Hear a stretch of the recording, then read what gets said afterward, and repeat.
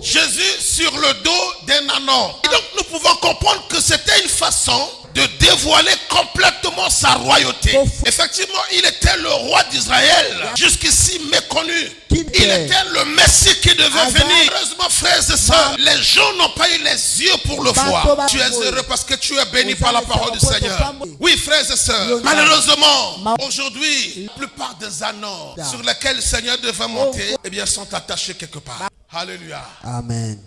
Est-ce que tu portes le Seigneur sous ton dos? Il y a peu de gens qui portent le Seigneur sur leur dos. Que faire pour que nous soyons cet ânon dont le Seigneur s'essaie pour entrer dans Jérusalem? À la réponse de cette question, eh bien nous pouvons relever deux faits essentiels. Pour que nous soyons, frères et sœurs, un ânon qui transporte le Seigneur, la première chose, c'est que nous soyons des ânons détachés. Oui, frères et sœurs, il y a trois raisons qui sont évoquées pour justifier cette condition essentielle. La première raison, tant que l'ânon est attaché, il appartient à d'autres mains. Les fils, les cordes qui retiennent l'ânon, ici sont représentés par toutes les choses qui nous empêchent eh bien, de servir Dieu. La deuxième chose, frère, détachés pour que nous soyons libres de servir. Oui, lorsque nous sommes détachés, alors nous sommes libres. La Bible déclare, vous connaîtrez la vérité et la vérité vous rendra libre. La vérité vous affranchira. Il faut que tu sois affranchi. Il faut que tu sois libre.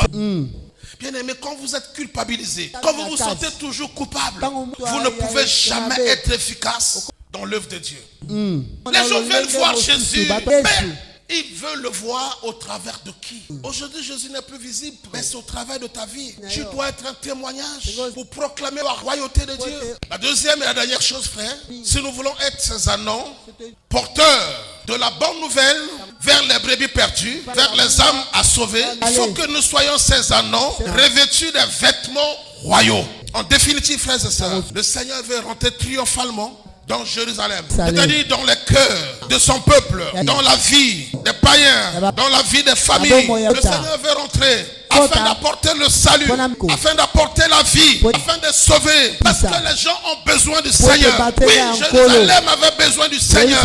Combien de familles, combien de personnes ont besoin du roi dans leur vie? C'est pourquoi Jésus nous a appelés ici. Il nous a fait chercher dans le monde. Il nous a emmenés pour que par nous, ces ânons détachés, revêtus des habits royaux, nous puissions le porter dans Jérusalem. Nous puissions le faire connaître. Oui.